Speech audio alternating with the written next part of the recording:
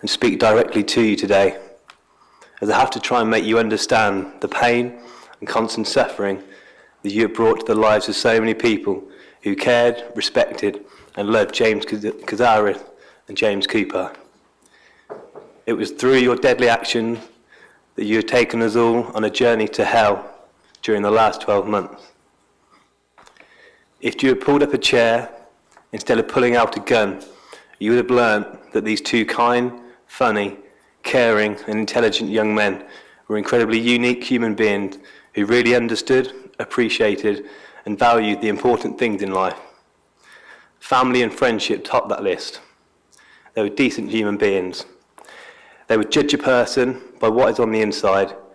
They wouldn't judge a person by the way they spoke, their appearance, or the area they were raised in. You murdered two people who, if you'd given them the chance, would have given you the time of day. There's not a single person who has ever had a bad word to say about either of them, because quite simply, they were two of the good guys in life. I would have done anything for both of them in life. They were that special to me. There's a big hole in my heart that can never be repaired. Every night you go to sleep, every morning you wake up, I want you to think of my friends who you murdered. Their images will be imprinted on your conscience up until your very last breath in life. James Kouzaris and James Cooper continued to inspire those who knew them, yet they will haunt your thoughts forever. You pierced both of their hearts with bullets, and you also robbed my friends of their dignity, their freedom, and their future. You have ripped the hearts out of so many of us. Shawn, Tyson, I need you to understand the pain you have caused and the amazing personality that you have killed.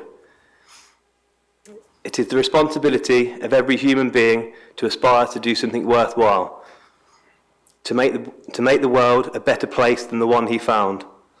Life is a gift, and if we choose to accept it, we must contribute in return. You have failed life. You've been failed by your family, your friends, the educational system, your local community. But these failures don't excuse your actions on the 16th of April that will now determine your future. You murdered two defenceless young men. You sit in front of me today believing you can only kill two people. That's not true. In the future, James Kouzaris and James Cooper would have become fathers to the children that they'll never have because of your pointless act. I hope that you and your family suffer every single second of every single day, just as the loved ones of James Kouzaris and James Cooper suffer. You've killed two innocent human beings who took the lives of so many people they met in their short lives.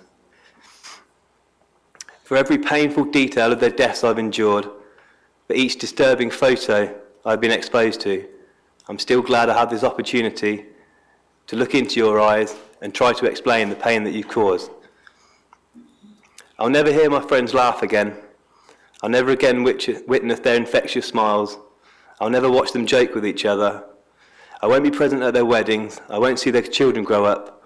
And I won't get the opportunity to look them in the eyes and tell them they were two incredible men who touched my life. They were very special. Two true friends who were on the same wavelength, who enjoyed spending time together and who loved each other dearly. They're a shining example of true friendship. You've taken the lives of two of our friends, but you can't take our memories. Thank you very much, sir. On March 26, 2011, I was on a flight back to the UK with my best friend. We'd just travelled through South America and we're now talking about the future. We were both excited about the next stage of our lives. I was moving to London with another good friend, and he was planning to spend a year in Australia before joining us back in England. I was excited for him, but I also knew I would miss him while he was away.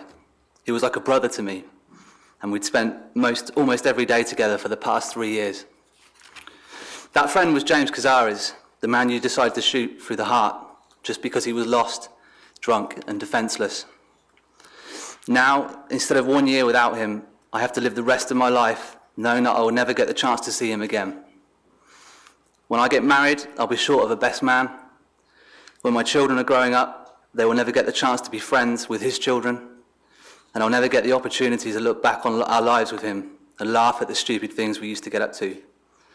The friend I was moving to London with was James Cooper, the man you also decided to shoot dead, despite the fact he was unarmed and pleading for his life. Likewise, he will never get the opportunity to find his wife, settle down, have kids and enjoy life. Like James Kouzaris, he was a good man. If either of them had been standing in their neighbourhood at 3 a.m. and saw you wandering around, I'm sure at first they would have wondered what you were up to and maybe even approached you. But if they'd asked you what you were doing there and you explained that you were lost and drunk and just wanted to go home, they would at the very least have given you directions or let you use their cell phone to call a taxi. I'm even going to bet that they would have even paid for it if you had no money and needed help. That's not just because they were good people, it's because they were men. You might think that being a man is about carrying a gun, but it isn't. Wearing a mask and shooting two guys in cold blood is being a coward. Being a man is about recognizing that you're only on this planet once and that you were judged on your actions while you're alive. James Kouzaris and James Cooper chose to smile at life and take advantage of every opportunity. They chose to make friends with people regardless of where they were from or what they looked like. That is what they will be remembered for. The stupid thing about what you did that night is that you've ended your own life too. You're now going to spend the rest of your life in prison, and the one thing you'll be remembered for is ending the lives of two amazing men in the most cowardly way possible. It is my wish that you one day recognise the consequences of your actions and show remorse for what you have done. For the past week, I've had to sit in this courtroom and watch photos of my two best friends lying on the ground, riddled with bullet holes. I've had to listen to how you stalked them, made them beg for their lives, and then unload a gun on them. I've had to listen to all that, knowing that they would never in a million years have threatened you or tried to hurt you.